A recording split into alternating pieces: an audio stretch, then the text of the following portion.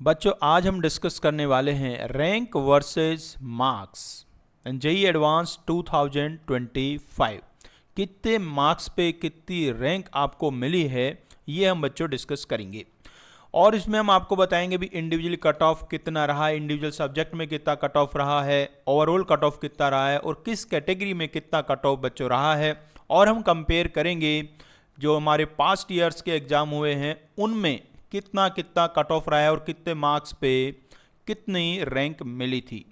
तो हम पूरा इक्वेट करेंगे 2025 का लास्ट ईयर से 2024, 23 और उसके भी पीछे ईयर से हम कंपेयर करेंगे भी। तो आइए सबसे पहले हम डिस्कस करते हैं कि हमारा जो 2025 जेईई एडवांस का पेपर हुआ है इसमें कट ऑफ कितना रहा है। कट ऑफ कितना रहा है बच्चों, मतलब कितने मार्क्स पे या कितने परसेंट मार्क्स पे आप क्वालिफाई कर जाएंगे जेईई एडवांस को। शुरू करते हैं बच्चों। देखिए तो यहाँ मैंने आपके लिए एक बहुत ही बढ़िया सा टेबल बना दिया है। जो बच्चे अभी 12th क्लास में हैं और तैयारी कर रहे हैं जेईई एडवांस की, उनके लिए बहुत ज़रूरी वीडियो है, इसको ज़रूर ध्यान से आप देखें। और उनके जो एडवांस वाले टेस्ट हो रहे हैं उनमें अपने मार्क्स देखें कैसे आ रहे हो, फिर इससे आप इसको कंपेयर करके देखें तो आपको अंदाज़ा होगा कि उसके हिसाब से आपकी रैंक कहाँ बनने वाली है। तो बच्चों यहाँ मैंने बनाया, इधर लिखा है रैंक लिस्ट और कैटेगरी लिखी है सबके लिए। यहाँ मिनिमम मार्क्स लिखा है ईच सब्जेक्ट में, इंडिविजुअल जिसे आप कहेंगे, और यहाँ लिखा है एग्रीगेट मार्क्स। ये बेसिकली कट ऑफ के लिए है, हमारा कट ऑफ कितना रहा है। कॉमन रैंक लिस्ट जो जनरल कैटेगरी वाले बच्चे हैं उनके लिए क्या रहा है, तो इंडिविजुअली जो इंडिविजुअल सब्जेक्ट में जो कट ऑफ है वो है 5.83% मार्क्स यदि आपको मिले हैं किसी सब्जेक्ट में तो आप क्वालिफाई कर गए हैं इंडिविजुअली। और ओवरऑल आपको मार्क्स आए थे 20.56%। नेक्स्ट स्लाइड में मैं आपको बताऊंगा कि ये परसेंट में मार्क्स कितने बैठते हैं। आप ज़्यादा दिमाग मत लगाओ, ज़्यादा मत कैलकुलेट करो कि भाई कितने मार्क्स होंगे। मार्क्स के लिए मैंने अलग स्लाइड बनाया है आपके लिए, उसमें देखेंगे हम। तो कॉमन रैंक लिस्ट मतलब जनरल कैटेगरी लिए 5.83, इंडिविजुअल सब्जेक्ट में चाहिए 20.56% आपको ओवरऑल चाहिए। ओबीसी की बात करूं, ओबीसी में परसेंटेज थोड़ा सा कम हो गया है, 5% पे यहाँ आ गया है या 18.33 हो गया है। बच्चों सोचिए जेईई एडवांस में सिलेक्शन इतना मुश्किल नहीं है, काफ़ी आसान है। क्योंकि अब ये परसेंटेज देखिए, मतलब आपको 5% मार्क्स लाने, मतलब 100 में से 5 मार्क्स लाने कितना ही ईजी हो सकता है यदि थोड़ा समझदारी से आप पेपर सॉल्व करें बच्चों। यदि जनरल ईडब्ल्यूएस रैंक की हम बात करें तो उसमें भी सेम ओबीएस वाला ही सेम रहा है, 5% इंडिविजुअल में रहा है और ओवरऑल 18.33% रहा है। एससी की बात करें भी, एससी वालों के मजे आ गए हैं, 2.5% इंडिविजुअल है और 10.28% ओवरऑल है। ये नॉर्मली जो हमारा एससी और एसटी का होता है, जो जनरल का हमारा होता है उसका जस्ट हाफ ही आता है नॉर्मली। अब बात करते हैं कॉमन पीडब्ल्यूटी रैंक लिस्ट। पीडब्ल्यू के मतलब फिजिकली चैलेंज लोग होते हैं उनके लिए, और यदि वो जनरल कैटेगरी को बिलोंग करते हैं तो 2.5% और 10.28%। सेम जो एससी एसटी वाला था सेम, ओबीसी एनसीएल के लिए भी सेम है, जनरल ईडब्ल्यूएस के लिए सेम है, एससी पीडब्ल्यूडी के लिए भी सेम है, एसटी पीडब्ल्यू के लिए भी सेम है बच्चों। और लास्ट में हमारा प्रिपरेटरी कोर्स रैंक लिस्ट, इसके लिए तो आपको 0.83% मार्क्स चाहिए इंडिविजुअल और 5% चाहिए आपको ओवरऑल। बच्चों यदि आप प्रिपरेटरी कोर्स के बारे में डिटेल में जानना चाहते हैं, बेसिकली ये क्या कोर्स है, इसका क्या मतलब होता है और इतने कम मार्क्स पे ये मिल रहा है तो इससे क्या फ़ायदे हो सकते हैं आपको, तो आप मुझे कमेंट करेंगे तो मैं इस पर डिटेल वीडियो आपको एक दे दूंगा कि भाई ये प्रिपरेटरी कोर्स बेसिकली क्या है, ये कैसे काम करता है। तो ये हमने जाना है यहाँ कि मिनिमम इंडिविजुअल सब्जेक्ट में कितने मार्क्स चाहिए और मिनिमम एग्रीगेट मार्क्स ओवरऑल कितने आपको चाहिए थे इस बार रैंक लिस्ट में आने के लिए, मतलब जेईई एडवांस क्लियर करने के लिए। अब इन्हीं को मैं आपको क्या बता रहा हूँ, इन्हीं को मैं कन्वर्ट करके बता रहा हूँ आपको मार्क्स में कि ये मार्क्स में कितने बनते हैं भी। तो ये मैं मार्क्स में कैलकुलेट करूँ 2025 की पहले आपको बता रहा हूँ। तो इंडिविजुअल सब्जेक्ट में जब जनरल कैटेगरी में है तो आपको 7 मार्क्स चाहिए थे बच्चों। याद रखिए टोटल 120 मार्क्स का एक पेपर होता है, एक सब्जेक्ट में। फिजिक्स केमिस्ट्री मैथ 3 पेपर हमारे होते हैं, तो इंडिविजुअल सब्जेक्ट 120 मार्क्स का होता है और आपको 120 मार्क्स में से ओनली 7 मार्क्स चाहिए, ओनली 7 मार्क्स। मतलब कि यदि आप एक सब्जेक्ट में 2 क्वेश्चन भी कर दें, और ये 2 क्वेश्चन भी ध्यान रखो, 2 क्वेश्चन कौन से हैं, दोनों पेपर को मिला के 2 क्वेश्चन है, एक में मत समझना, दोनों पेपर में मिला के। मतलब यदि आप एक एक पेपर में एक एक क्वेश्चन भी कर देते हैं तो भी आप क्वालिफाई कर जाते हैं इंडिविजुअल सब्जेक्ट में। और जो मिनिमम एग्रीगेट मार्क्स थे वो थे 74, 360 में से 74 मार्क्स लाने हैं। कितने ही कम है, अभी थोड़ा थोड़ा भी आप करेंगे ध्यान से पेपर तो बहुत ही आराम से क्लियर कर सकते हैं। ये सारे मैंने इसके लिए बनाए। देखो जनरल EWS में आपका 6 मार्क्स था, OBC में 6 मार्क्स था, SC ST और PWD सबका 3 मार्क्स है इंडिविजुअल में, और प्रिपरेटरी का 1 मार्क है। और यही हम मिनिमम एग्रीगेट मार्क्स बात करें तो भाई जनरल के जिसे आप कट ऑफ नॉर्मली हम कट ऑफ कहते हैं वो यही है 74, जो जनरल के लिए कट ऑफ 74 है, जनरल EWS के लिए 66 है, OBC के लिए 66 है, SC ST और PWD इन सब के लिए 37 मार्क्स है। तो कितना ही कम में देखिएगा कितने आराम से आप क्वालिफाई कर सकते हैं यदि पेपर थोड़ा समझदारी से किया जाए। आइए मैं कंपेयर कराता हूं इसको कि जो लास्ट ईयर हमारा पेपर हुआ था उससे कैसे कंपैरिजन है। तो भाई लास्ट ईयर जनरल वाले को मैंने देख लीजिए, उसी से आप बाकी को समझ सकते हैं। जनरल का इस बार इंडिविजुअल में 7 है, लेकिन लास्ट ईयर ये कितना था, लास्ट ईयर ये 10 था। और ओवरऑल कट ऑफ इस बार 74 है, लास्ट ईयर 109 था। इसका सिंपल सा रीजन है बच्चों, जो लास्ट ईयर पेपर था वो थोड़ा इजी आया था और इस बार पेपर थोड़ा सा डिफिकल्ट था, इसलिए आप डिफरेंस देख पा रहे होंगे कि यहाँ जो कट ऑफ मार्क्स हैं वो 109 है और यहाँ 74 है। तो काफ़ी फ़र्क है दोनों में, लगभग 50% जंप हुआ है यहाँ से। देखो भाई 74 का 50% कुछ 37 के आसपास बैठता है, तो उससे थोड़ा सा ही कम है। यदि उसे मैं ऐड कर देता हूँ तो काफ़ी फ़र्क था पेपर के लेवल में। लेकिन 2023 की बात करूँ तो उसमें इंडिविजुअल कट ऑफ 8 था और ओवरऑल कट ऑफ 86 था। तो यदि 3 कंसेक्यूटिव ईयर्स की मैं बात करता हूं तो 2024 का पेपर सबसे आसान रहा था और 2025 का सबसे मुश्किल रहा था, 23 का उसके बीच में था भी। तो ये ओवरऑल मार्क्स हैं। लेकिन यदि मोटा मोटा मैं पकड़ के चलता हूं इन सब बातों को तो एवरेज आप समझ के चलो कि 100 मार्क्स पे आपका कट ऑफ आ ही जाएगा। यदि 100 पेपर थोड़ा आसान साइड भी आता है तो भी 100 या 110 तक आराम से निकल जाने वाला है 360 में से। आइए आगे चलते हैं। अब मैं डिस्कस करूंगा आपके सामने भी कितने मार्क्स पे कितनी रैंक इस बार मिली है आपको। मैंने काफ़ी सारे रैंक बनाई हैं आपके लिए, आप भी अपनी एक रैंक डिसाइड करके भी वो मार्क्स फिक्स कर लीजिए और उतने मार्क्स लाना चालू कर दीजिए। तो यहाँ देखिए IIT JEE का इस बार रैंक की बात कर रहा हूँ। जो फर्स्ट रैंक बच्चों आया था वो 332 पे आया था। इस बार बच्चों फर्स्ट और सेकेंड रैंक सेम ही मार्क्स पे आए थे, 332, दोनों बच्चों के नंबर सेम आए थे। मैंने तो ये पहली बार देखा है कि IIT एडवांस में 2 बच्चों के मार्क्स सेम आए, फर्स्ट और सेकंड के मार्क्स सेम आए। नहीं तो अक्सर में काफ़ी डिफरेंस देखने को मिलता था, लेकिन इस बार दोनों बच्चों के मार्क्स सेम आए हैं।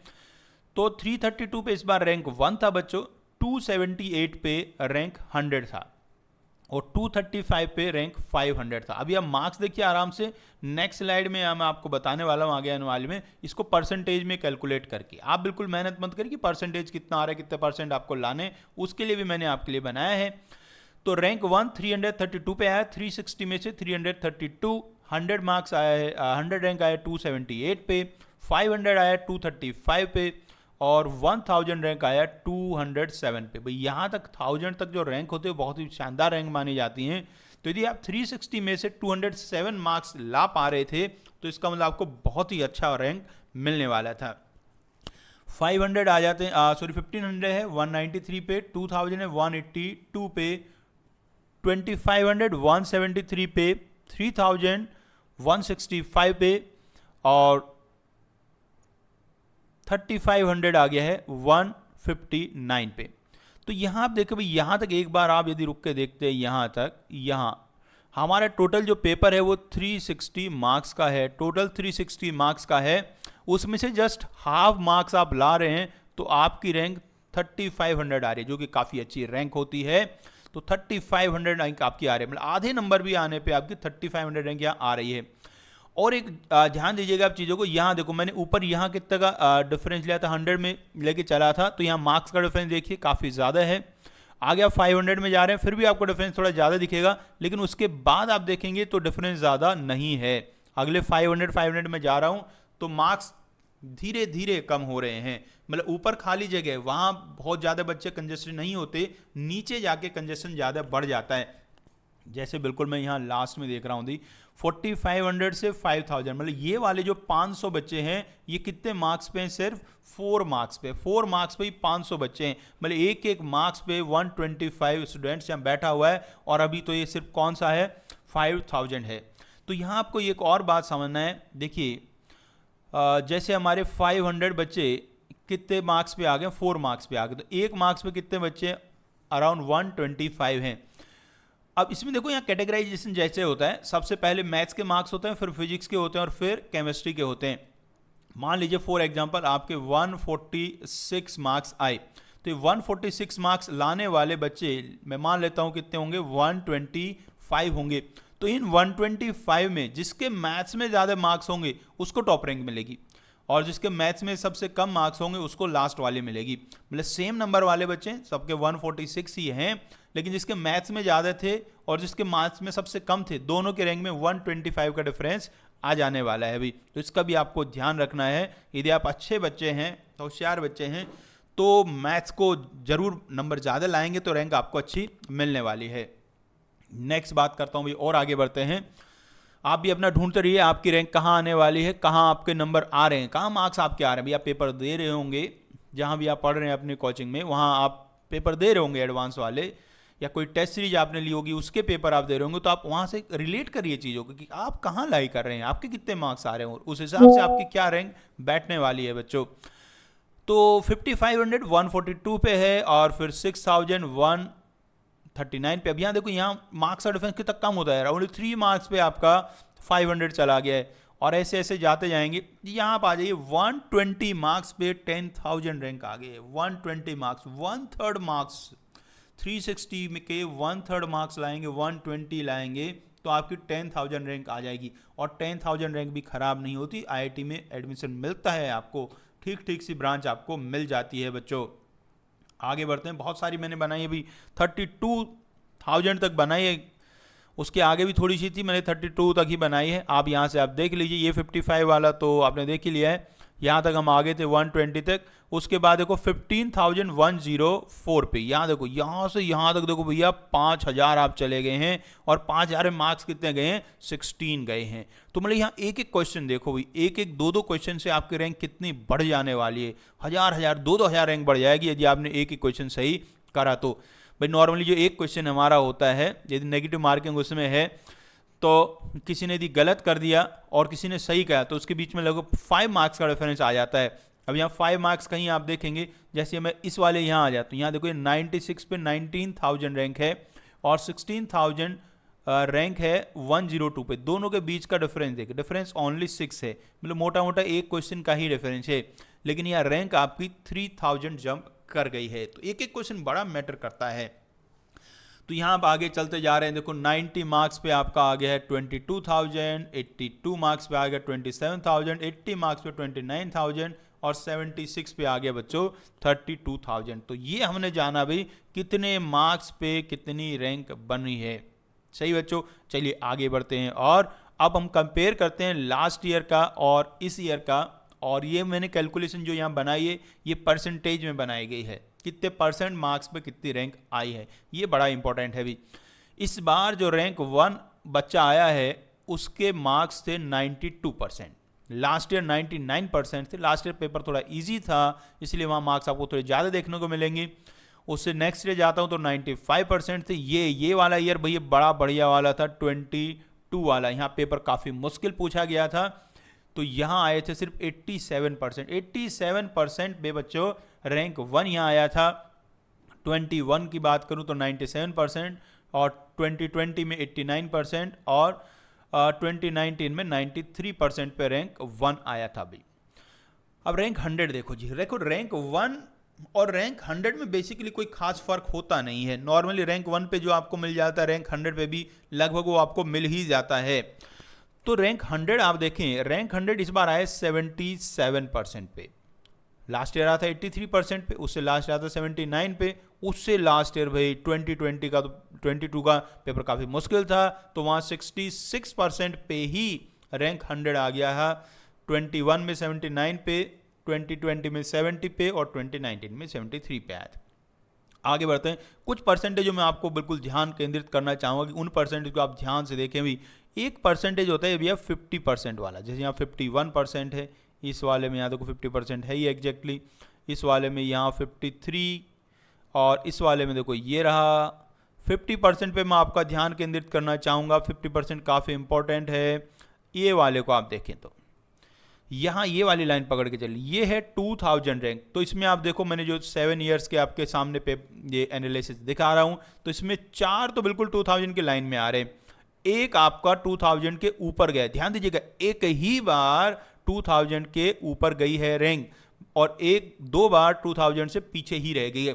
तो मोटा मोटा एवरेज में मानकर चलता हूँ, यदि आपके मार्क्स 50% आते हैं तो आपकी रैंक लगभग 2000 के आसपास आ जाएगी। तो 50% पे बच्चे फोकस करें। जो बच्चे अच्छे बच्चे हैं, बहुत ही ज़्यादा इंटेलिजेंट नहीं है, नॉर्मल एवरेज अच्छे बच्चे हैं, वो 50% पे अपना फोकस करें, क्योंकि आप 50% मार्क्स लाएंगे, जो कि लाना बहुत मुश्किल नहीं होता भाई। 50% मार्क्स लाने, 100 में से 50 ही लाने, आधे ही क्वेश्चन सही करने हैं। और यदि आपने ठीक से कंप्लीट सिलेबस किया है, ठीक से प्रैक्टिस किया है, तो ये बहुत मुश्किल नहीं होता।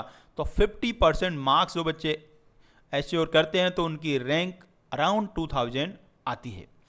उसके बाद जो आगे इसको एनालिसिस को देखें तो एक परसेंटेज और है जिस पे आपको ध्यान देना है, वो है हमारा 30%। ये देखो, ये रहा 30%, यहाँ भी लगभग ये रहा 30%, यहाँ इसमें तो 30% के काफ़ी ऊपर आ गया है, इसमें 30% थोड़ा नीचे है, दिख नहीं रहा है, तो यहाँ मान लेता हूँ यहाँ 30% नीचे चला गया है और यहाँ 30% नीचे चला गया। तो ऑलमोस्ट जो 30% है, या इस 30% को आप 33 कर लीजिए। वहाँ मैंने हाफ किया था, यहाँ मैं क्या कर रहा हूँ 1/3 कर रहा हूँ। यहाँ देखो 33, ये 33 मिला मैंने 32 ही बना लिया। यहाँ देखो ये रहा 33, यहाँ 33 काफ़ी ऊपर है, उसे छोड़ो जी, और यहाँ 33 ये रहा देखो।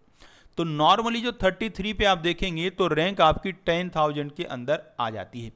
तो 50% पे रैंक अराउंड 2000 आ जाती है, 33 पे आ जाती है 10,000। तो यदि आप थोड़े से अच्छे बच्चे हैं तो टारगेट बना के चले कि 50% मार्क्स आपको लाने ही हैं, और यदि उससे भी थोड़ा कमजोर साइड में आप हैं तो 33% को इंश्योर करें। 3 में से एक सवाल यदि आप बना पाएंगे सही, तो आपको 10,000 के आसपास रैंक मिल जाएगी, जो कि अच्छी रैंक होती है। आपको आईआईटी में आराम से एडमिशन मिल जाता है, एक ठीक ठाक से ब्रांच भी आपको मिल जाती है। और भाई यदि आप 50% से ऊपर ला रहे हैं बच्चे, फिर तो भाई कहीं भी आप जाइए, कहीं भी जाइए, ठीक है ना, बस फिर आपको गलती नहीं करनी है।